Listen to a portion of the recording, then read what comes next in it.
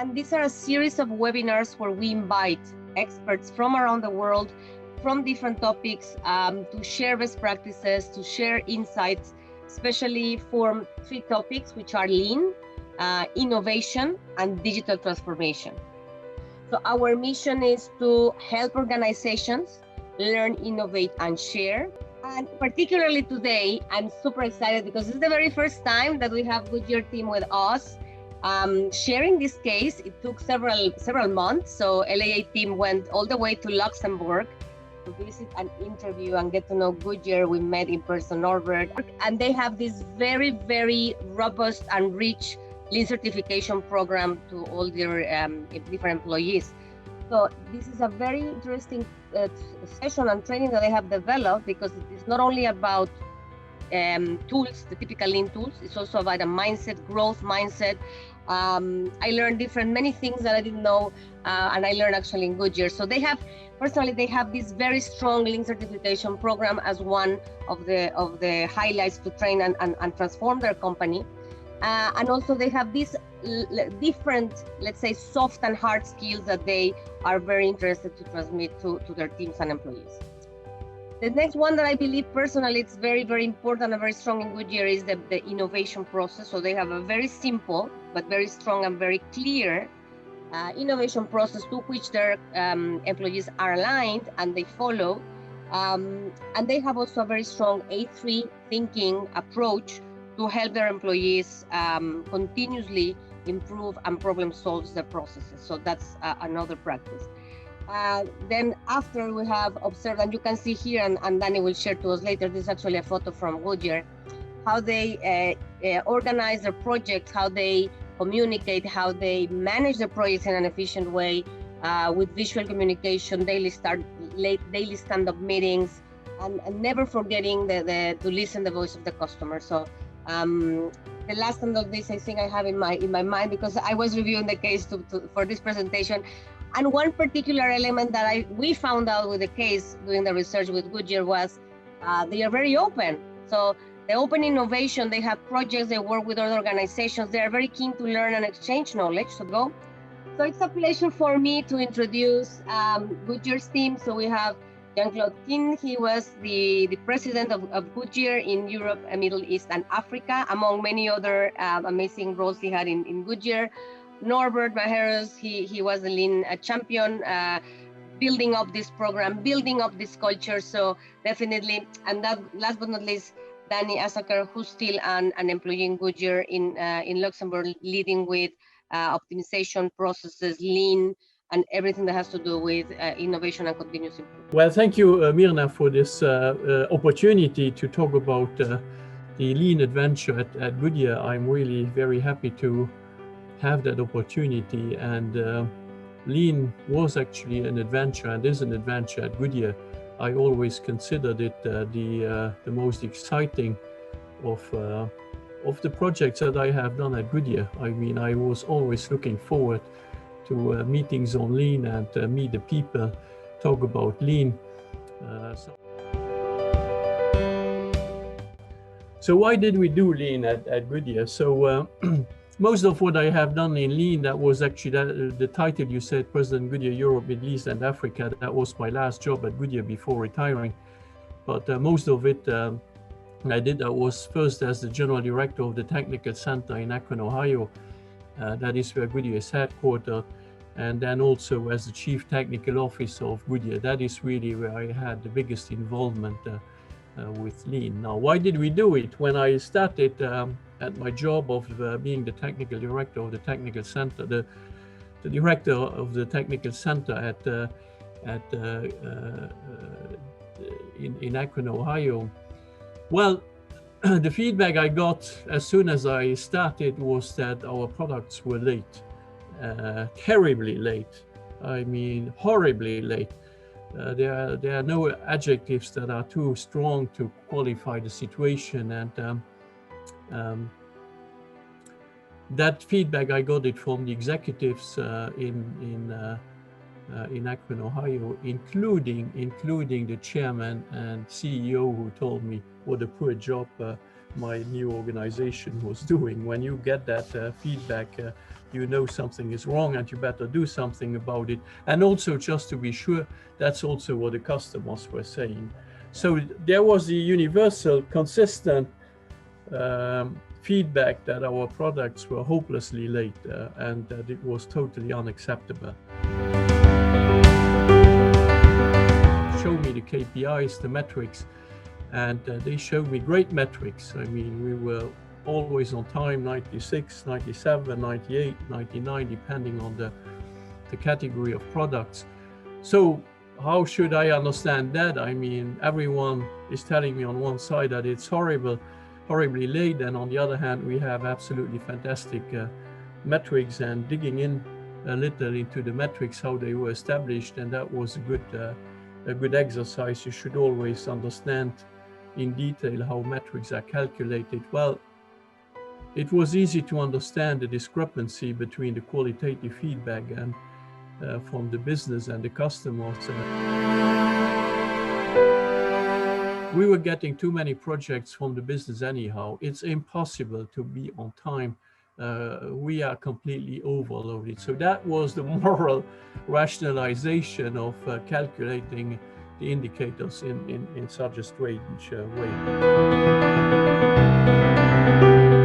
KPIs, I mean, calculated in a correct way, 1,500 new SKUs per year, 95% on time, 75% development cycle time reduction, and 3 times more iterations per engineer, and also a better engagement. People were actually much happier to come to work and work on that, not being blamed all the time for late products. And then finally we got the 2016 AME OPEX.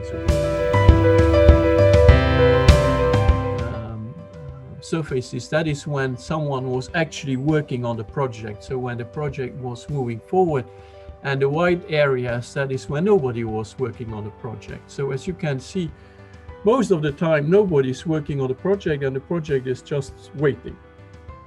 Now, why did we come to such a situation? Well, it's very simple. The rationale that the organization was working under was that no engineer should ever not have work to do, okay? And to avoid that, we gave an engineer 2, 3, 4 projects to run in parallel. Now that means you can only work at one thing at a time. So if you work on one project, the other one is not moving forward, etc. And that was really a fundamental change in our paradigm. What matters really, so what if an engineer doesn't have anything to do for a few hours? Well, they can read and get informed and catch up with their email, etc. It's not that they are not doing anything. But what is really important, the most important thing, is that the project keeps moving forward all the time, so that we get rid as much as possible of the white surface.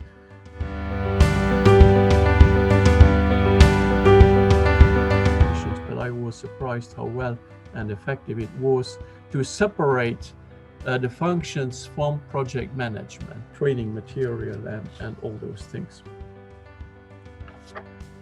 So lean principles for speed. So what are the principles beyond the change in organization that we did? I mean, I'm just going to touch, I mean, we used the main form of waste, and that is really very clearly that the project is waiting.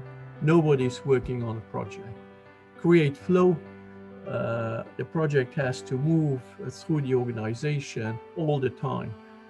Single piece flow. I mean, have an engineer work on one project at a time until they are done with it, or at least with that task, and then they move to another project. Also very, very important, and that is something that created a lot of resistance, that is schedule only to 80% of the capacity. What people were giving us a feedback when we said that's the rule now, well, then we can't do all the projects, okay? You keep that reserve, etc. But it actually shows that we can do more projects, because in any case, even if you schedule to 100% of the capacity, you can never use 100% of your capacity. there is just too much waste in the system, and scattering it to 80% of the capacity, that really is much more realistic. That is something, I mean, among all I said at the beginning, Lean was fun, it was an adventure to go to a meeting on Lean, but the ones that I enjoyed the most were actually Gemba walks. I really enjoyed to go see and have a direct discussion with engineers. And it's a very different form of communication than you would have in a standard meeting. In a standard meeting, at least at Goodyear, and I assume in most companies, if you are the chief technical officer or the general director of a technical center, before an engineer can present with you, it has been vetted, since there were 4 or 5 levels between an engineer and myself. I was in charge of roughly 3,000 engineers and technicians and scientists. So there is a vetting of the presentation, and it's very, very scripted. And at the end, you still do not really know what the problems are. If you go see the people, there is no scripting, there is no presentation. People talk freely about their job, about their problems, about the challenges, and it is a much more open discussion. It's a much more open discussion. It's also about listening. I rarely gave direct instructions because people actually know the solution. They know the solution best. They don't need the leader to tell them what to do. So it's important, however, for the leader to understand what the problems, but not to tell the engineers and the scientists how to solve it. Become also aware of the real problems that people encounter. People have actually encountered in a big organization, they have a lot of problems that I wasn't aware of, even though I worked myself for 10 years, the first part of my career as an engineer. So I knew it probably better than other people who had a faster promotion at the beginning of their career. Nevertheless, I discovered many problems that people encounter and that are very frustrating. I mean, insist on identifying the root cause. Don't be superficial, use PDCA. Also, people should know that they are accountable at the end for the job they are doing. And then the other thing which also was interesting is there is a company, but also an organization like Research, Development, Engineering and Quality that I was responsible for, has a strategy, of course, and that strategy is explained, but there are still things that people do not understand well. So this was also a great opportunity for me to re-explain the strategy if needed and correct some perceptions. So those are the benefits that I saw. For the engineer, the list is shorter, maybe there are other ones, but I think for them it's also a great opportunity to talk directly to the executive. They don't have that opportunity. As I said, I was in charge of 3,000 or so engineers and scientists, so I mean, they didn't have that opportunity very often. Show the real problems and make the executives aware of the real problems and become known. I mean, people want to become known. They want to be for later promotion or just to be known. So Gemba walks, I mean, I have only one regret about Gemba walks, and that is I should have done more of them during my I mean, there's a famous quote by Albert Einstein: if I have 60 minutes to solve a problem, I will spend 55 minutes on thinking about the problem, understanding it, and 5 minutes thinking about solution.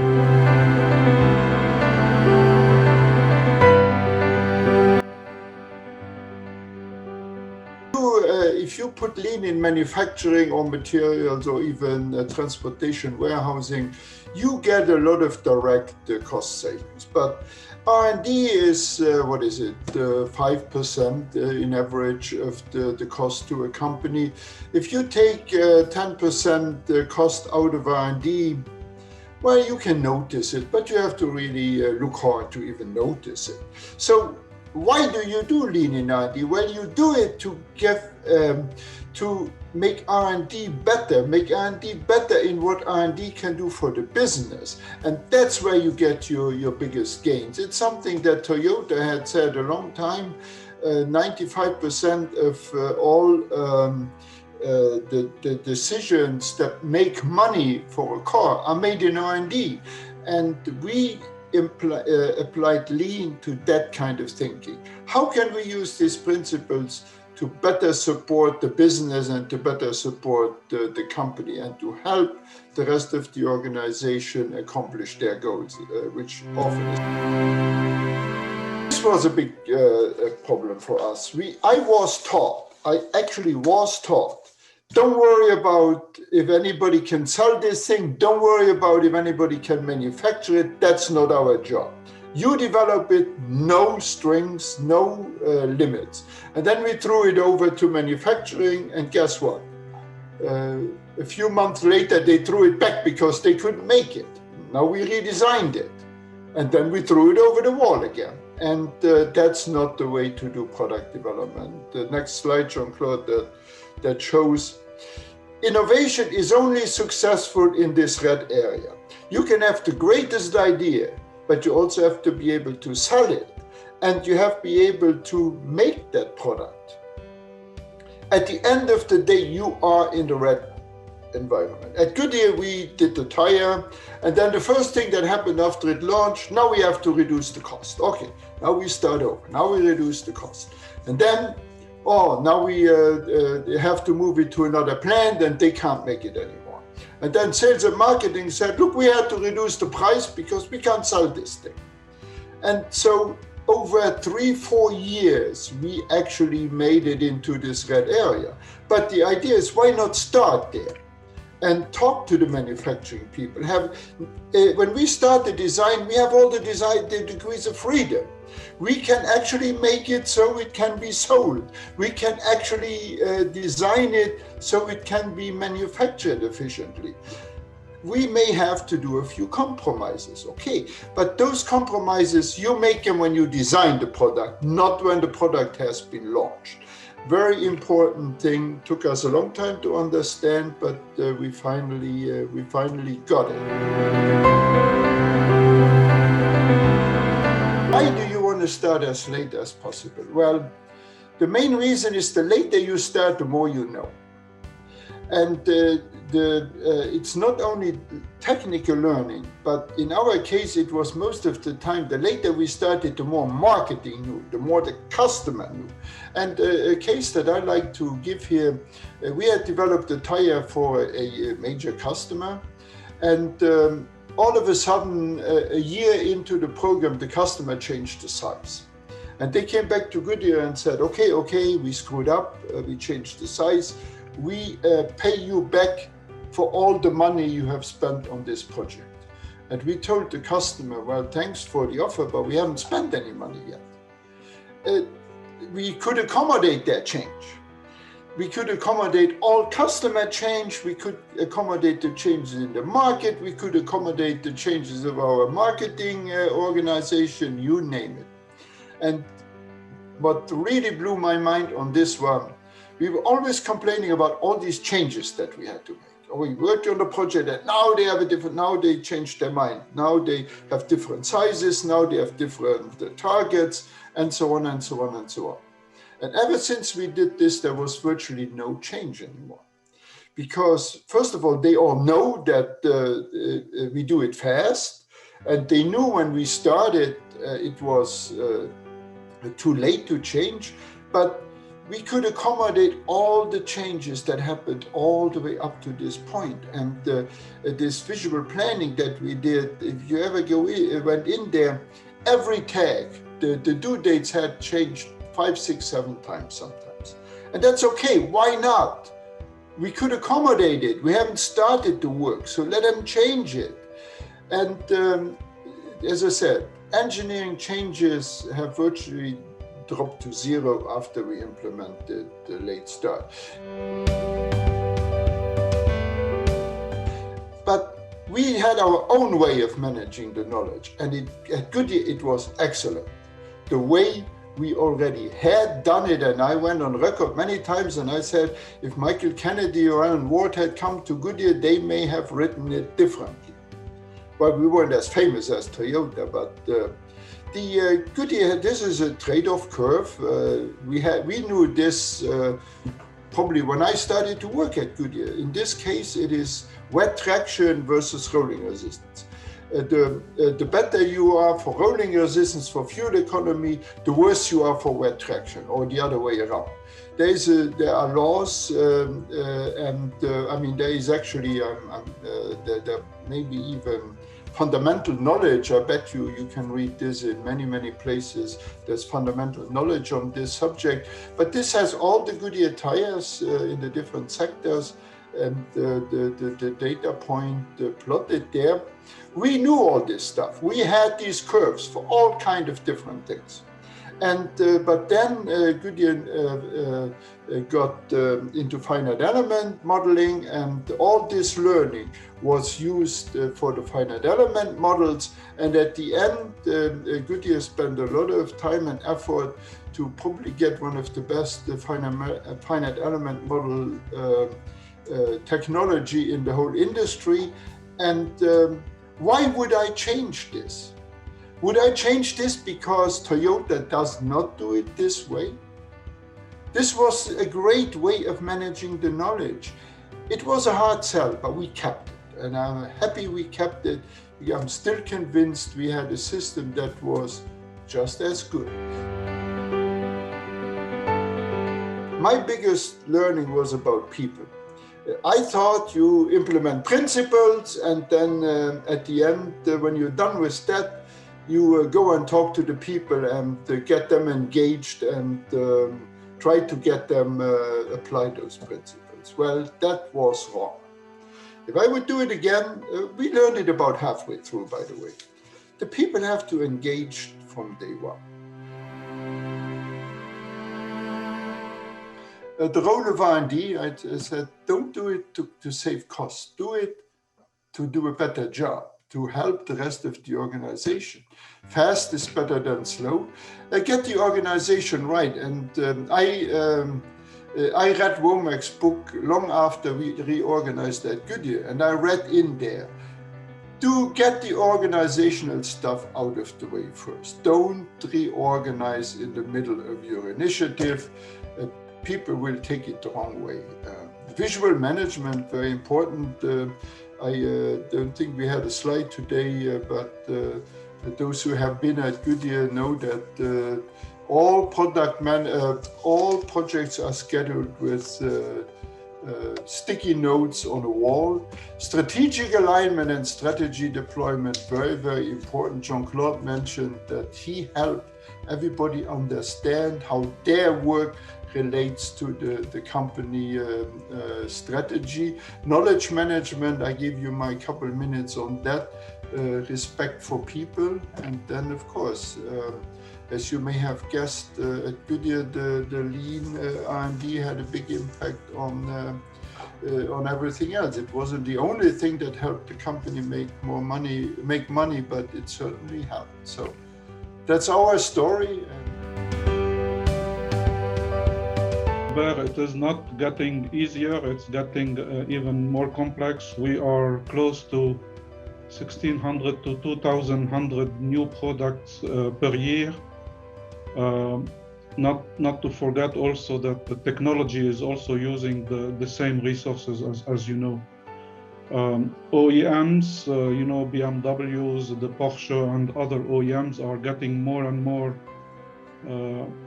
demanding. My 4 points are visibility, huddles, Gemba walks, and trainings. And I will start with one chart only per topic, but the visibility, as Jean-Claude and Norbert said, we used to have papers stuck on boards to show how our plants, how our pacemaker is being used. Of course, by people being at home, our war rooms, our huddle rooms are not anymore used.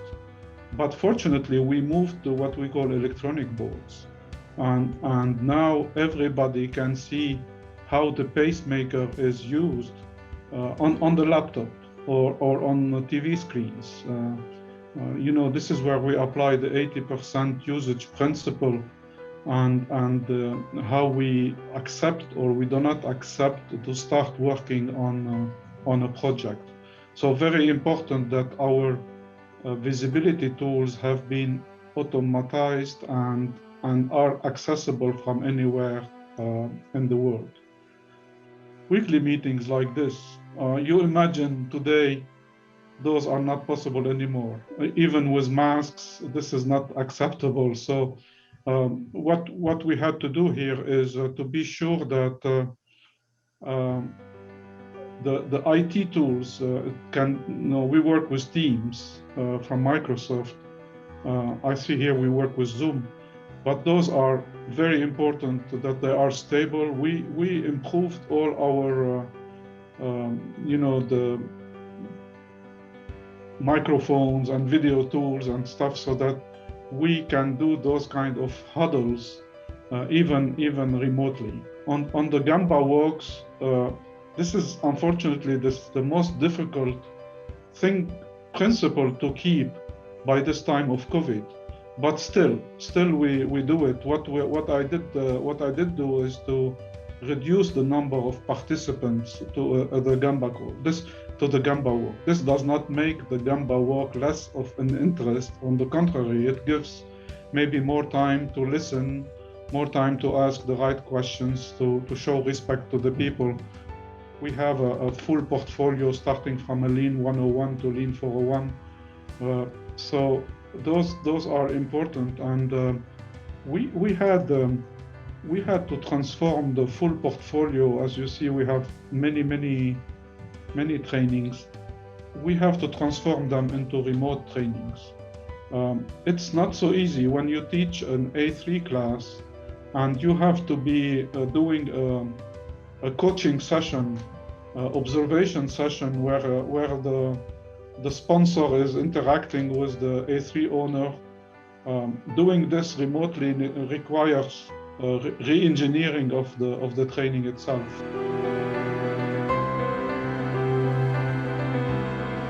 We really pushed hard some trainings like manager as a coach, coaching principles, if you know, the crucial conversations.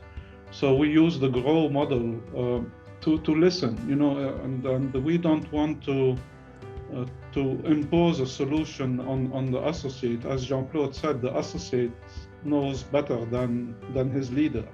So all what the associate needs is some support to get to his solutions that he has in mind. So the way we listen, the way we make Gamba walks.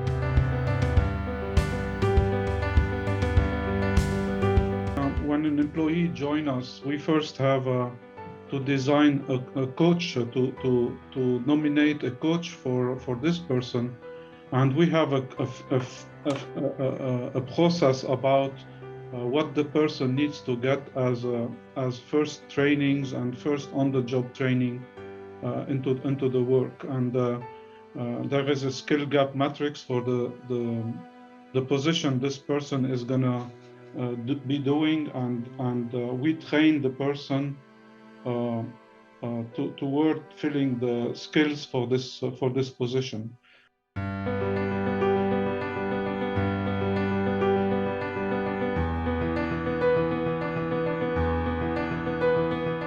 Yes, we train the leaders on how to do Gamba walks. As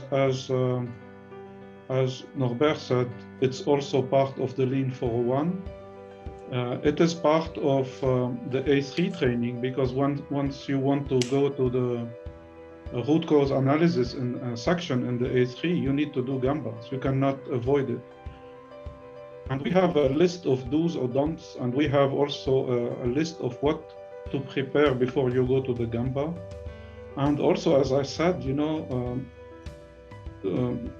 be trained on coaching. Coaching is really important.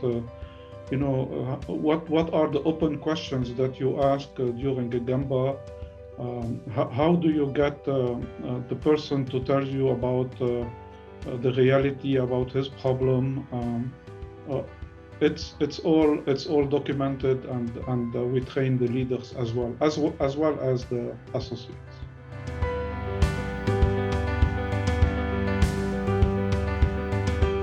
And I'm very happy to share our next speaker is Jose Torres from CEMEX. He will be sharing how to kick off a lean journey. And that will be in March. And in April, we'll have 4 key speakers from 4 very important universities in Europe who have been training and sharing and impacting lean innovation with design thinking. So that would be our roundtable in April. And don't miss our previous Cappuccino Talk. So we have, we will be sharing a white paper, but also in LinkedIn we share the article. So thank you so much. Thank you, Norbert, Jean-Claude, and Danny. I'll send you all a big virtual hug. I know it's not like being together, but thank you so much. And thank you, everyone. Please keep safe and join us the next one, 25th of March with CEMEX, how to kick off a lean journey. Thank you, everyone.